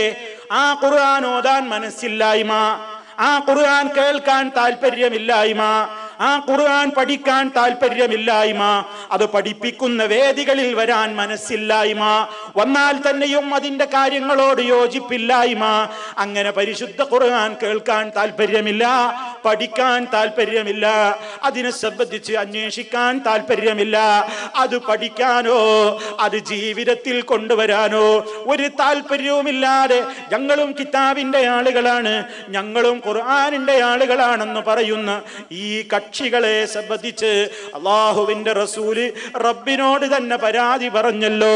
വഖാല റസൂലു യാ റബ്ബി ഇന്ന ഖൗമി ഇത്തഖദൂ ഹാദൽ ഖുർആന മഹ്ജൂറാ. സൂറത്തുൽ ഫുർഖാനിലെ 30-ാമത്തെ ആയത്തിൽ അല്ലാഹു തആല പറയുന്നുണ്ട്, റസൂൽ സല്ലല്ലാഹു അലൈഹി വസല്ലം പറയുന്നു, യാ റബ്ബി, എൻ്റെ റബ്ബേ, ഇന്ന ഖൗമി, ഇതാ എൻ്റെ ജനത, ഇത്തഖദൂ ഹാദൽ ഖുർആന മഹ്ജൂറാ, ഈ ഖുർആനിനെ അവർ അവഗണിച്ചവരാണ്, ഈ ഖുർആനിനെ അവർ ഉപേക്ഷിച്ചവരാണ്, ഈ ഖുർആൻ അവർ വലിച്ചെറിഞ്ഞവരാണ്. വീട്ടിൻ്റെ അകത്തളത്തിൽ ഖുർആനിന്റെ കോപ്പിയുണ്ട്, അതാ കാറിൽ നിന്നും യാത്രാവേളയിലും മറ്റു സ്ഥലത്തു നിന്നുമൊക്കെ അവൻ ഖുർആൻ കേൾക്കുന്നുണ്ട്. പക്ഷേ ആ ഖുർആൻ അനുസരിച്ചുള്ള ഒരു ജീവിതം അവന്റെ വിശ്വാസ രംഗത്തില്ല, അവന്റെ കർമ്മരംഗത്തില്ല, അവന്റെ കുടുംബ ജീവിതത്തിലില്ല, അവന്റെ സ്വഭാവ മേഖലയിലില്ല, അവന്റെ സാമ്പത്തിക മേഖലയിലില്ല, അവന്റെ ഇടപാടുകളിലില്ല, അവന്റെ പെരുമാറ്റങ്ങളിലില്ല. ഇങ്ങനെ പരിശുദ്ധ ഖുർആനിന്റെ അഹ്കാമുകളെ, അതിന്റെ ഹലാല് ഹറാമുകളെ പരിഗണിക്കാതെ ജീവിതത്തെ തോന്നിയതുപോലെ മുന്നോട്ട് കൊണ്ടുപോയ ധിക്കാരികളായ ആളുകൾ അതാ ഖുർആൻ അവഗണിച്ചു കഴിഞ്ഞ ആളുകളാണ്. അത്തരത്തിൽ ഖുർആനിനെ അവഗണിക്കുന്നവരാരോ നമ്മുടെ കൂട്ടത്തിൽ ആരൊക്കെയുണ്ടോ, അല്ലാഹു നമ്മെ കാത്തുരക്ഷിക്കുമാറാകട്ടെ. ആ ഒരവസ്ഥയിലേക്ക് വന്നാൽ, ഖബറിൽ വെക്കപ്പെട്ട് എല്ലാവരും തിരിച്ചു പോന്നു കഴിഞ്ഞാൽ ഖിയാമത്ത് നാൾ വരെ ഈ ഭീകരമായ ശിക്ഷക്ക് നമ്മൾ വിധേയരാകുന്നു. ഖുർആൻ ഒരാൾ മനസ്സിലാക്കിയിട്ടതനുസരിച്ച് പ്രവർത്തിക്കാതെ പഠിച്ചതവൻ മറക്കുകയും ആ രൂപത്തിൽ അതിനോട് ഒരു പ്രത്യേകമായ അവസ്ഥയവൻ മുന്നോട്ട് കൊണ്ടുപോവുകയും ചെയ്യുമ്പോൾ അതിന്റെ ഗൗരവം അതാ പണ്ഡിതന്മാര് പറയുന്നത് നോക്കൂ. കാരണം പരിശുദ്ധ ഖുർആൻ ഒരാൾ ഹിഫ്ളാക്കിയിട്ട് അതിലെ നിയമങ്ങൾ ഒരാൾ പഠിച്ചു വെച്ചിട്ട് അതിനെ അവഗണിക്കുന്നത് ജിനായത്തുൻ അദീമത്തുൻ, വമ്പിച്ച തെറ്റാണ്. കാരണം എന്തെന്നല്ലേ, ഖുർആനിൽ ചിലതൊക്കെ ഒഴിവാക്കാനുണ്ടെന്നവൻ മനസ്സിലാക്കിയതുപോലെയാണ്. അതുകൊണ്ടവൻ എന്തു ചെയ്തു? പഠിച്ചിട്ടും അറിഞ്ഞിട്ടും ഖുർആനിന്റെ നിയമമാണെന്നറിഞ്ഞിട്ടും ഇസ്ലാമിന്റെ നിയമമാണെന്നറിഞ്ഞിട്ടും അതൊക്കെ കാറ്റിൽ പറത്തിയിട്ട് താൻ തോന്നിയായി ജീവിക്കുമ്പോ അവൻ വലിയ മാന്യമായി തല ഉയർത്തിയിട്ടല്ലേ സമൂഹത്തിൽ നടക്കാറുള്ളത്. ആ തലയുടെ അവസ്ഥയാണ് പറയുന്നത്. ആ തല ഖിയാമത്ത് നാൾ വരെ കല്ലുകൊണ്ട് കുത്തി കുത്തി ചതച്ചരക്കപ്പെടുന്നു. ആ ഭീകരമായ ശിക്ഷയാണ്. അതിനെപ്പറ്റി അതാ ജിബ്രീലും മീകായിലും അലൈഹിമുസ്സലാം വിശദീകരിച്ചു കൊടുക്കുന്നു. അപ്പൊ വളരെ ഗൗരവമാണ്. നമ്മൾ ആലോചിക്കുക ഇതിൽ എത്രയൊക്കെ പാപങ്ങൾ എൻ്റെ പെരടിയിലുണ്ട്, ഏതൊക്കെ പാപങ്ങൾ എൻ്റെ പെരടിയിലുണ്ട്, അതോർക്കണം, അതാലോചിക്കണം. ഇനി അതാ നബി സല്ലല്ലാഹു അലൈഹി വസല്ലമയോട് മലക്കുകൾ വിശദീകരിച്ചു കൊടുക്കുന്ന അടുത്ത സംഭവം, വല്ലദീ റഅയ്തഹു ഫിസ്സഖബി ഫഹുമുസ്സുനാത്ത്. നിങ്ങളൊരു ചൂളയിൽ അതാ അടിഭാഗം വളരെ വിശാലമായതും മുകൾ ഭാഗം കുടുസായതുമായ തീ കത്തിക്കപ്പെടുന്ന ഒരു പാത്രം നിങ്ങൾ കണ്ടില്ലേ? അതിൽ നഗ്നരായ സ്ത്രീ പുരുഷന്മാര് അതാ പുറത്തേക്ക് ചാടാൻ പോകാൻ വെമ്പൽ കൊള്ളുന്ന വളരെ ദയനീയമായ കൂട്ടക്കരച്ചിലുകൾ ആ രംഗം തങ്ങൾ കണ്ടില്ലേ? അതാരാണെന്നറിയാമോ? ഫഹുമുസ്സുനാത്ത്, വ്യഭിചാരികളാണ് നബിയേ.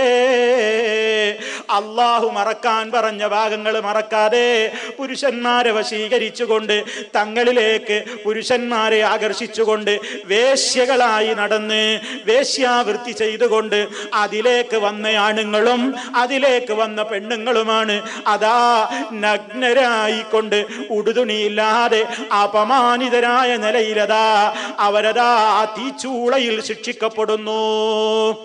ഇത് മഹ്ശറിൽ കിട്ടാനുള്ള തീയുടെ നരകത്തീയുടെ ശിക്ഷയുടെ മുമ്പാണെന്നറിയണം. ഖബറിൽ വരാനുള്ള രംഗങ്ങളായി പറയുന്നത് ഖബറിൽ അനുഭവിക്കാനുള്ള ബർസഖിന്റെ ലോകത്ത് അനുഭവിക്കാനുള്ള ശിക്ഷയാണ് ഈ പറയുന്നത്. കണ്ടില്ലേ, ലോകം മുഴുവൻ വൃത്തികേട് പ്രചരിപ്പിക്കുന്ന വേശ്യകളില്ലേ, വൃത്തികെട്ട രംഗങ്ങൾ പ്രചരിപ്പിക്കുന്ന ചാനലുകളില്ലേ, അത് നമ്മുടെ വീടിന്റെ അകത്തളങ്ങളിലേക്ക് ആനയിച്ചു കൊണ്ടുവന്നിട്ട് അവനവൻ പണവും കൊടുത്തിട്ട് ഈ വ്യഭിചാര വൃത്തിക്ക് കൂട്ടുനിൽക്കുന്ന പ്രിയപ്പെട്ട മുസ്ലിമേ, പ്രിയപ്പെട്ട മുസ്ലിമത്തെ, ഈ കണ്ണുകൊണ്ട് ആ ഹറാമ് കാണുമ്പോ, ഇക്കാതുകൊണ്ട് ആ ഹറാമ് കേട്ട് രസിക്കുമ്പോ, ആ വർത്തമാനങ്ങൾ ഈ നാവ് കൊണ്ട് പറഞ്ഞു രസിക്കുമ്പോ അതിലേക്ക് വേണ്ട രൂപത്തിലുള്ള ചലനങ്ങളും ആംഗ്യങ്ങളും സംസാരത്തിലൂടെ ഭാഷയിലൂടെ പ്രകടിപ്പിക്കുമ്പോ ആ വ്യഭിചാരത്തിന് കൂട്ടുനിൽക്കുകയല്ലേ? ഇത്തരത്തിൽ വളരെ ഭീകരമായ നിലക്കുള്ള ശിക്ഷയാണ് വ്യഭിചാരികൾക്ക് ലഭിക്കാനുള്ളതെങ്കിൽ ആ വ്യഭിചാരത്തിലേക്ക് വേണ്ട കവാടങ്ങൾ മുഴുവൻ ഇസ്ലാം അടച്ചിട്ടില്ലേ? അതിലേക്ക് വേണ്ട രൂപത്തിലുള്ള കവാടങ്ങൾ ഏറ്റവും പ്രധാനപ്പെട്ടത് പെണ്ണവളുടെ ശരീരം മറക്കലാണ്. ഏതെങ്കിലും ഒരു പെണ്ണ് അവളുടെ ശരീരത്തിന്റെ മാംസളഭാഗങ്ങൾ പുറത്തേക്ക് പ്രദർശിപ്പിച്ചുകൊണ്ട് ഏതെങ്കിലും ഒരാണിന് വ്യഭിചാരത്തിലേക്ക് പ്രേരിപ്പിക്കപ്പെട്ട് കഴിഞ്ഞാൽ ആ മനുഷ്യൻ ചെയ്യുന്ന വ്യഭിചാരത്തിന്റെ ഒരു ശിക്ഷയുടെ പങ്ക് ഈ പെണ്ണിനുമില്ലേ? കാരണം ഇവളല്ലേ ആകർഷിപ്പിച്ചത്, ഇവളല്ലേ കൊതിപ്പിച്ചത്, ഇവളല്ലേ ആണിന്റെ മനസ്സിൽ വേണ്ടാത്ത ചിന്തയുണ്ടാക്കിയത്. ശാപത്തിന് ഹേതുവായ പെണ്ണല്ലേ? സ്വർഗത്തിൽ മണം പോലും അവൾക്ക് നിഷിദ്ധമല്ലേ? തന്റെ കൈ കാണിച്ചുകൊണ്ട്, തന്റെ ആംഗ്യം കാണിച്ചുകൊണ്ട്, തന്റെ വയറ് പ്രദർശിപ്പിച്ചുകൊണ്ട്, തന്റെ മാറും കഴുത്തും കാണിച്ചുകൊണ്ട്, തന്റെ നിതംബം പ്രദർശിപ്പിച്ചുകൊണ്ട്, അങ്ങനെ ശരീരത്തിന്റെ സൗന്ദര്യഭാഗങ്ങളെ മറ്റുള്ളവരിലേക്ക് നയിക്കുന്ന അത്തരത്തിലുള്ള പെണ്ണുങ്ങൾ എത്ര ശാപത്തിന് വിധേയകളാണ്, എത്രത്തോളമെന്നോ. അതാ ഒരു പെണ്ണ് സുഗന്ധം ഉപയോഗിച്ചുകൊണ്ട് പുറത്തിറങ്ങിയിട്ട് മറ്റുള്ളവരെ ആകർഷിക്കലാണ് അവളുടെ ലക്ഷ്യമെങ്കിൽ ഫഹിയ സാനിയ, അവൾ വേശ്യപ്പെണ്ണാണ്, അവൾ വേശ്യയാണെന്ന് ഹബീബായ റസൂലുള്ളാഹി സ്വല്ലല്ലാഹു അലൈഹി വസല്ലം പറയുമ്പോ എത്ര ഗൗരവമാണ് പ്രിയപ്പെട്ടവരെ സിനയുമായി ബന്ധപ്പെട്ട കാര്യങ്ങൾ, അതിലേക്ക് മനുഷ്യനെ പ്രേരിപ്പിക്കുന്ന ഗാനങ്ങൾ, അതിലേക്ക് മനുഷ്യനെ നയിക്കുന്ന അതേ രൂപത്തിലുള്ള വൃത്തികെട്ട രൂപത്തിലുള്ള സർവ്വ സംവിധാനങ്ങളും വളരെ ഗൗരവമാണ്. കാരണം അതാ അതിന്റെ പരിണിത ഫലമായ വ്യഭിചാരത്തിലേക്ക് എത്തിപ്പെട്ട് കഴിഞ്ഞാൽ അതാ ഖിയാമത്ത് നാൾ വരെ ഈ തീച്ചൂളയിൽ അവർ മുഴുവൻ ശിക്ഷിക്കപ്പെടുന്നു. അല്ലാഹു നമ്മെ കാത്ത് രക്ഷിക്കുമാറാകട്ടെ. ഈ മുസ്ലിം ഉമ്മത്തിലെ ഒരൊറ്റ പെണ്ണും ഒരൊറ്റ പുരുഷനും വ്യഭിചാരത്തിലേക്ക് പോകാത്ത നിലക്ക് റബ്ബിന്റെ കാവലുണ്ടാകട്ടെ. നമ്മുടെ കുടുംബങ്ങളെ അല്ലാഹു കാത്ത് രക്ഷിക്കുമാറാകട്ടെ. നമ്മെ എല്ലാവരെയും അല്ലാഹു ആ മാരകമായ ആ തരത്തിലുള്ള രോഗങ്ങളിൽ നിന്ന് കാത്ത് രക്ഷിക്കുമാറാകട്ടെ. പ്രിയപ്പെട്ടവരെ, അതാ നാലാമത് നബി സല്ലല്ലാഹു അലൈഹി വസല്ലമിനോട് വിശദീകരിച്ചു കൊടുക്കുന്നു. വല്ലദീ റഅയ്തഹു ഫിന്നഹിരി, അതാ അങ്ങ് നദി കണ്ടില്ലേ, ഒരു രക്തത്തിന്റെ പുഴയൊഴുകുന്നത് കണ്ടില്ലേ, അതിലൊരാൾ ശിക്ഷിക്കപ്പെടുന്നത് കണ്ടില്ലേ? അതാരാണെന്നറിയാമോ? ആക്കിലുർ റിബാ, പലിശ തിന്നുന്നവരാണ്, പലിശക്കാരാണ്. ആ പുഴയിൽ രക്തം കുടിക്കുകയാണ്. കാരണം അവർ ദുനിയാവിൽ പാവങ്ങളുടെ രക്തമൂറ്റി കുടിച്ചവനാണ്. എന്റെ കയ്യിൽ പണമില്ല മുതലാളി, 1000 രൂപ തരാമോ? നാളെ അങ്ങ് തരാമെന്ന് പറഞ്ഞപ്പോ ധിക്കാരിയായ മുതലാളിയുടെ മനസ്സലിഞ്ഞില്ല. പാവപ്പെട്ട ഈ മനുഷ്യന് ഞാൻ 1000 കൊടുത്താൽ എന്താണെന്ന് ഈ ധിക്കാരി ചിന്തിച്ചില്ല. തരാമടോ, നിനക്ക് 1000 അല്ല 10,000 വേണമെങ്കിൽ തരാം, പക്ഷേ 1 മണിക്കൂർ കഴിഞ്ഞിട്ടാണെങ്കിലും, 1 ദിവസം കഴിഞ്ഞിട്ടാണെങ്കിലും, 1 ആഴ്ച കഴിഞ്ഞിട്ടാണെങ്കിലും നീ എനിക്ക് പണം മടക്കി തരുമ്പോ ഇത്ര ഈ റൊക്കം തന്നാൽ പോരാ, പലിശ വേണം. അങ്ങനെ പാവങ്ങളുടെ എടങ്ങേറ് ചൂഷണം ചെയ്ത ധിക്കാരിയാണിവൻ. പാവങ്ങളുടെ പ്രയാസത്തെ അറിയാതെ അവന്റെ കരളിന്റെ ചങ്കിലെ ചോര ഊറ്റി കുടിച്ച രാക്ഷസനാണിവൻ. അതുകൊണ്ട് പലിശ മുതലാളി അവനതാ പാവങ്ങളുടെ രക്തം ഊറ്റി കുടിച്ചവനാണ്, അവരുടെ പ്രയാസമറിയാത്തവനാണ്, കണ്ണിൽ ചോരയില്ലാത്തവനാണ്, ചങ്കിലെ ചോരയും ഹൃദയത്തിലെ ചോരയും കരളിലെ ചോരയും ഊറ്റി കുടിച്ച രക്തരക്ഷസാണവൻ. അതുകൊണ്ടതാ പരലോകത്തവന് കൊടുക്കുന്ന ശിക്ഷ കണ്ടില്ലേ? രക്തത്തിന്റെ പുഴയിലാണ് അവനതാ കുടിച്ചു കുടിച്ചവന്റെ വയറ് വീർത്തിരിക്കുന്നു, രക്തമാണ് കുടിച്ചു കൊണ്ടിരിക്കുന്നത്. അങ്ങനെ അവൻ തുഴഞ്ഞ് ഒരുവിധം കരക്കൊപ്പിക്കുകയാണ്. അങ്ങോട്ട് നീന്തി നീന്തി വാ പിളർന്നുകൊണ്ട് അവൻ രക്തം ഛർദിച്ചുകൊണ്ട് പുറത്തേക്ക് വരുമ്പോഴേക്ക് അതാ കരയിൽ നിൽക്കുന്ന ഒരാള്, ശിക്ഷിക്കുന്നയാള് കല്ലുകൾ അവന്റെ വായിലേക്ക് എറിയുന്നു. അവനതാ പിന്നെയും ആ രക്തപ്പുഴയിലേക്ക് പിന്നെയും മാട്ടിയോടിക്കപ്പെടുന്നു. പ്രിയപ്പെട്ടവരെ, ബാങ്കുകളിൽ നിക്ഷേപിച്ച തുകയുടെ പലിശയുടെ കണക്കും നോക്കിയിട്ട് അതുപോലെ തന്നെ 200 കൊടുത്താൽ 1000 കൊടുത്താൽ 1200 ലക്ഷ്യം വെക്കുന്നവർ, അള്ളാനെ പറ്റിക്കാൻ വേണ്ടി ഹീലത്തുകൾ ചമയുന്നവർ, പടച്ച റബ്ബിനെ പറ്റിക്കാൻ വേണ്ടി പലിശയല്ലെന്ന് തോന്നിക്കുന്ന നിലക്കുള്ള മോഡേൺ ഫൈനാൻഷ്യൽ ട്രിക്കുകൾ ചമക്കുന്ന ആളുകൾ എല്ലാവരും ചിന്തിച്ചോളണം. അതാ ഖബറിലെ ശിക്ഷ ഭീകരമാണ്. ഇത് വരാൻ പോകുന്ന ഹക്കാണ്, ഇത് ഹക്കാണ്. രാത്രി നിസ്കാരത്തിന് എഴുന്നേൽക്കുമ്പോൾ അള്ളാന്റെ റസൂല് പറയുന്ന പ്രാർത്ഥനകളിൽ കാണാം, വഇന്ന അദാബൽ ഖബ്രി ഹഖ്ഖുൻ. അതിങ്ങനെ പറയാ, വഇന്ന അദാബൽ ഖബ്രി ഹഖ്ഖുൻ, ഞാൻ അംഗീകരിക്കുന്ന റബ്ബേ ഖബറിലെ ശിക്ഷ സത്യമാണ്, ഖബറിലെ ശിക്ഷ സത്യമാണ്. എന്തിനാ അതിങ്ങനെ പറയുന്നത്? ഓരോ ദിവസവും നമ്മുടെ മനസ്സിൽ ഓർമ്മിപ്പിക്കുന്നു, അല്ലാഹുവിന്റെ ജീവിതത്തിൽ ഇത് വരാൻ പാടില്ല, കളവ് പറയാൻ പാടില്ല, വ്യഭിചാരത്തിലേക്ക് പോകാൻ പാടില്ല, അതുപോലെ തന്നെ പലിശയുമായി ബന്ധപ്പെട്ടുകൂടാ, അതുപോലെ പഠിച്ചതനുസരിച്ച് ജീവിക്കേണ്ടതുണ്ട്. അതാ നിസ്കാരങ്ങൾക്ക് പോകാതെ ഉറങ്ങുന്ന ഒരവസ്ഥ എനിക്കുണ്ടായിക്കൂടാ. ഇങ്ങനെ കഠോരമായ ഒരു 4 പാപങ്ങളെ പറ്റി അതിന് കിട്ടാൻ പോകുന്ന നരകത്തിലെ ശിക്ഷയെ കുറിച്ചല്ല ഈ പറഞ്ഞതൊന്നും. നരകത്തിലെ ശിക്ഷക്ക് മുമ്പേ അതാ ബർസഖിൽ കിട്ടാൻ പോകുന്ന ഈ ഭീകരമായ ശിക്ഷകളെ സംബന്ധിച്ച് റസൂലുള്ളാഹി സ്വല്ലല്ലാഹു അലൈഹി വസല്ലം വിവരിച്ചു തരുന്നു. പലിശയുമായി ബന്ധപ്പെടാത്ത ആളുകൾ കുറവ്, അതിൻ്റെ ഒരു ധൂമപടലമെങ്കിലും പുകപടലമെങ്കിലും ഏൽക്കാത്ത ആളുകൾ കുറവ്. അള്ളാഹു നമ്മിൽ നിന്ന് വന്നു പോകുന്ന, നമ്മൾ അറിയാതെ തന്നെ നമ്മുടെ സമ്പാദ്യങ്ങളിലേക്ക് വന്നു ചേരുന്ന, നാം അറിയാത്ത വിധത്തിൽ കയറി വന്നു പോയിക്കൊണ്ടിരിക്കുന്ന പലിശയുടേതായ ബാധ്യതകൾ, ഇടപാടുകൾ അള്ളാഹു പുറത്തു തരുമാറാകട്ടെ. അറിഞ്ഞുകൊണ്ട് പ്രിയപ്പെട്ടവരെ ഒരു ഫിൽസ് പലിശ വാങ്ങിക്കൂടാ, അറിഞ്ഞുകൊണ്ടൊരു ഫിൽസ് ഉപയോഗിച്ചുകൂടാ, അറിഞ്ഞുകൊണ്ട് ആ ഒരു രൂപത്തിൽ നമ്മൾ നീങ്ങിക്കൂടാ. ഇത് നമ്മൾ പ്രത്യേകമായി മനസ്സിരുത്തേണ്ടതുണ്ട്. അതുകൊണ്ട് പ്രിയപ്പെട്ടവരെ, ഈ ഒരവസ്ഥ നമ്മുടെ മനസ്സിൽ എപ്പോഴും ഉണ്ടാകണം. ഇനി നിങ്ങൾ ചിന്തിച്ചു നോക്കൂ, മഹാനായ നബി സല്ലല്ലാഹു അലൈഹി വസല്ലം വിശദീകരിച്ചു തന്ന പാപങ്ങൾ എടുത്തു നോക്കിയാൽ മാരകമായ ഖബർ ശിക്ഷയ്ക്ക് ഹേതുവായി തീരുന്ന മറ്റ് ചില പാപങ്ങൾ. അതാ നബി സല്ലല്ലാഹു അലൈഹി വസല്ലമിന് ഖബറിലെ ശിക്ഷ കാണിക്കപ്പെടുകയാണ്. ഖബറിലെ ഒരു ശിക്ഷ നബി സല്ലല്ലാഹു അലൈഹി വസല്ലം കാണിക്കപ്പെടുകയാണ്, അവിടുത്തെ കേൾക്കുകയാണ്. ആ ഘട്ടത്തിലതാ നബി സല്ലല്ലാഹു അലൈഹി വസല്ലം 2 ഖബറിന്റെ സമീപത്തുകൂടെ നടന്നു പോകുമ്പോ ഖബറിൽ ശിക്ഷിക്കപ്പെടുന്ന രംഗം കണ്ടിട്ട്, ആ അട്ടഹാസവും ശബ്ദവും കേട്ടിട്ട് റസൂൽ സല്ലല്ലാഹു അലൈഹി വസല്ലം കൂടെയുള്ള സ്വഹാബിമാരോട് പറയാണ്, ഇന്നഹുമാ, ഈ ഖബറിന്റെ 2 ആളുകൾ, ഈ ഖബറിൽ കിടക്കുന്ന 2 പേരും ലയുഅദ്ദബാൻ, അവർ 2 ആളും ശിക്ഷിക്കപ്പെട്ടുകൊണ്ടിരിക്കുകയാണ്. വമാ യുഅദ്ദബാനി ഫീ കബീർ, വലിയ ഒരു കാര്യമൊന്നും ആയിരുന്നില്ല.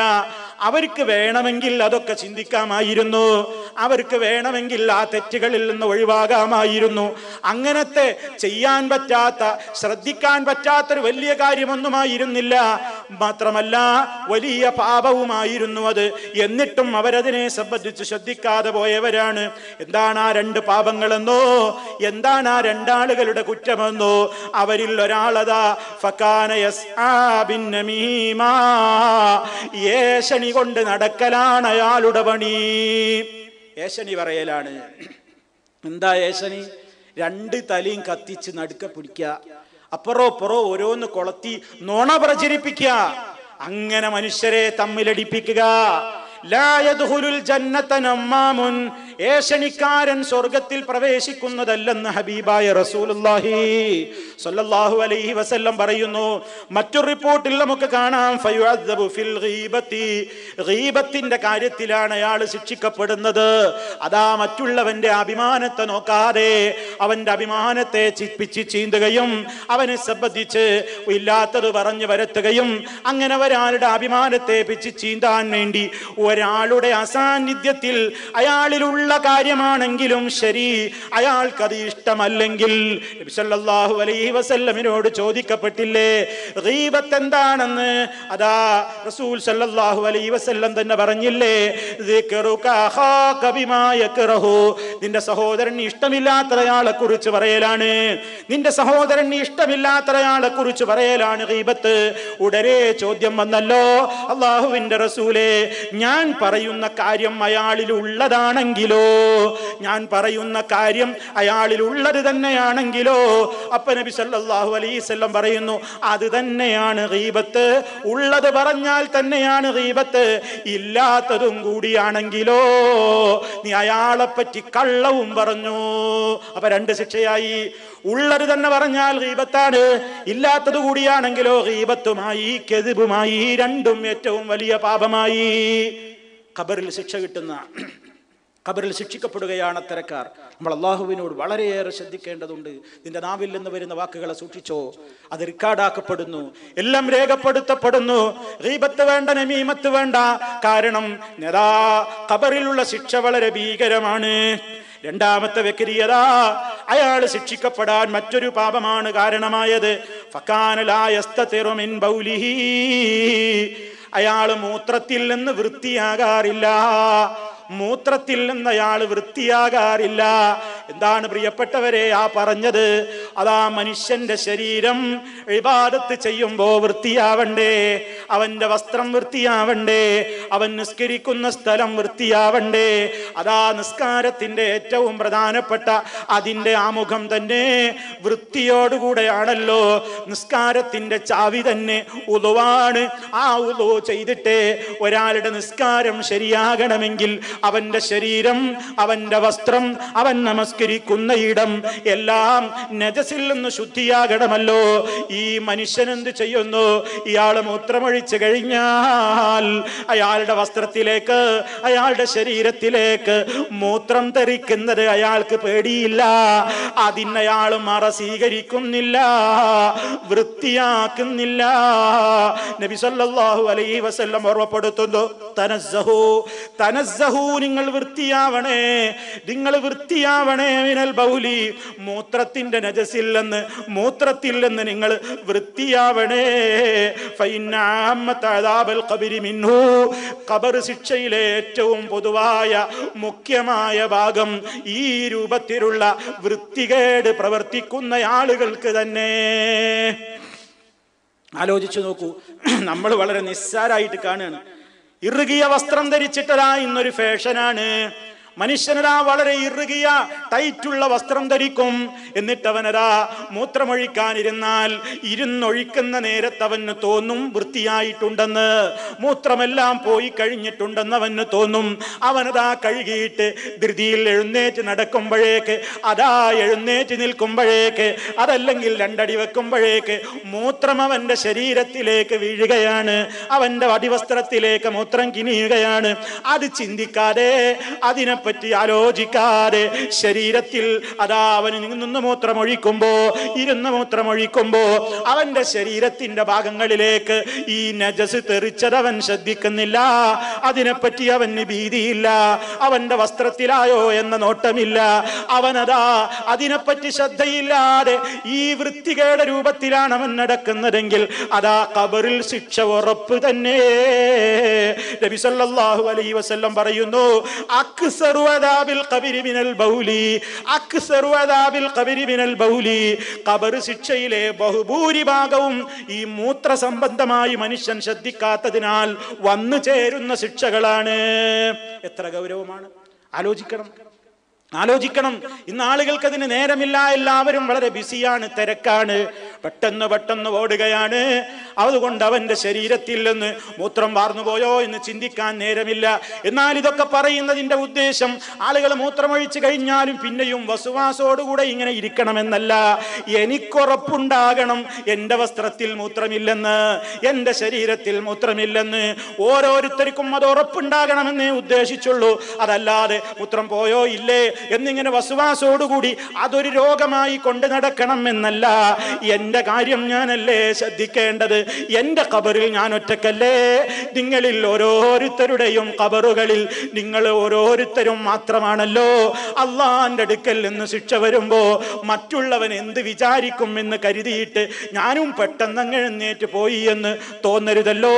ആര് നമ്മെ പരിഹസിച്ചാലും, ആര് നമ്മെ എത്ര നേരം എടുക്കുന്നയാളാണെന്ന് പറഞ്ഞാലും, മൂത്രമൊഴിക്കുന്ന നേരത്ത് ശരീരത്തിൽ എന്നത് വാർന്നു പോകുന്നത് വരെ കാത്തിരിക്കേണ്ടതുണ്ട്. വസ്ത്രത്തിലേക്ക് ഒരു തുള്ളി എങ്ങാനും തെറിച്ചു പോകാതെ ശ്രദ്ധിക്കേണ്ടതുണ്ട്. കാരണം നിസ്കാരം ശരിയല്ലെങ്കിൽ അവന്റെ സുന്നത്ത് നിസ്കാരങ്ങളും ഫർദ് നിസ്കാരങ്ങളും അവൻ ചെയ്യുന്നതൊന്നും ശരിയാവാത്ത നിലക്ക് ശരീരത്തിൽ മാലിന്യവും കൊണ്ടാണ് നടക്കുന്നതെങ്കിൽ അതെത്ര ഗൗരവമാണ്. മുൻ സമുദായങ്ങൾക്കുള്ള അത്രയൊന്നും പ്രയാസം നമുക്കില്ല. പല സമുദായങ്ങളിലും ശരീരത്തിൽ മൂത്രമായി കഴിഞ്ഞാൽ, വസ്ത്രത്തിൽ മൂത്രമായി കഴിഞ്ഞാൽ ആ ഭാഗം അങ്ങ് മുറിച്ചു നീക്കേണ്ടിയിരുന്നു. എന്താണ് ശരീരത്തിൽ അണിയുന്ന ഒരു വസ്ത്രത്തിൽ മുൻ സമുദായങ്ങളിൽ ചില ആളുകൾക്ക് അല്ലാഹു കൊടുത്തൊരു പ്രത്യേകമായ കർശന നിയമമുണ്ടായിരുന്നു. അവരുടെ വസ്ത്രത്തിൽ ഈ മൂത്രമായാൽ കഴുകിയാ മതിയായിരുന്നില്ല, ഭാഗം അങ്ങ് മുറിച്ചു നീക്കേണ്ടിയിരുന്നു. നമുക്കിന്ന് അതില്ലല്ലോ. വൃത്തിയാക്കാനല്ലേ പറഞ്ഞുള്ളൂ, കഴുകാനല്ലേ പറഞ്ഞുള്ളൂ, ശ്രദ്ധിക്കാനല്ലേ പറഞ്ഞുള്ളൂ.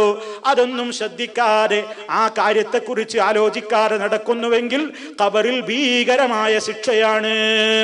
അങ്ങനെ രണ്ടാളുകൾ ശിക്ഷിക്കപ്പെടുന്ന രംഗമാണ് അഷ്റഫുൽ ഖൽഖ് സ്വല്ലല്ലാഹു അലൈഹി വസല്ലം കണ്ടത് നമ്മൾ ഗൗരവത്തോടുകൂടെ ഓർക്കണം. അങ്ങനെ നബി സല്ലല്ലാഹു അലൈഹി വസല്ലം അതിൻ്റെ ഗൗരവം നമുക്ക് വിശദീകരിച്ച് തന്നിരിക്കുകയാണ്. അതുപോലെ പ്രിയപ്പെട്ടവരെ, നബി സല്ലല്ലാഹു അലൈഹി വസല്ലം പറഞ്ഞ ഒട്ടേറെ ആ വിഷയത്തിലുള്ള പാപങ്ങൾ ഇനിയുമുണ്ട്. ഇൻഷാ അല്ലാഹ് നമുക്കത് തരം പോലെ അടുത്ത നമ്മുടെ അവസരത്തിൽ വിശദീകരിക്കാം. അല്ലാഹു സുബ്ഹാനഹു വ തആല മാരകമായ എല്ലാ രൂപത്തിലുള്ള ശിക്ഷകളിൽ നിന്നും നമ്മയെല്ലാം കാത്തു രക്ഷിക്കുമാറാകട്ടെ. നമ്മുടെ ഖബറിടം അല്ലാഹു സന്തോഷത്തിലാക്കുമാറാകട്ടെ. എല്ലാവിധത്തിലുള്ള ഭീകരമായ ശിക്ഷകളിൽ നിന്നും ആ ശിക്ഷക്ക് കാരണമായി തീരുന്ന മഹാപാപങ്ങളിൽ നിന്നും അല്ലാഹു നമ്മെ ഓരോരുത്തരെയും കാത്തു രക്ഷിക്കുമാറാകട്ടെ.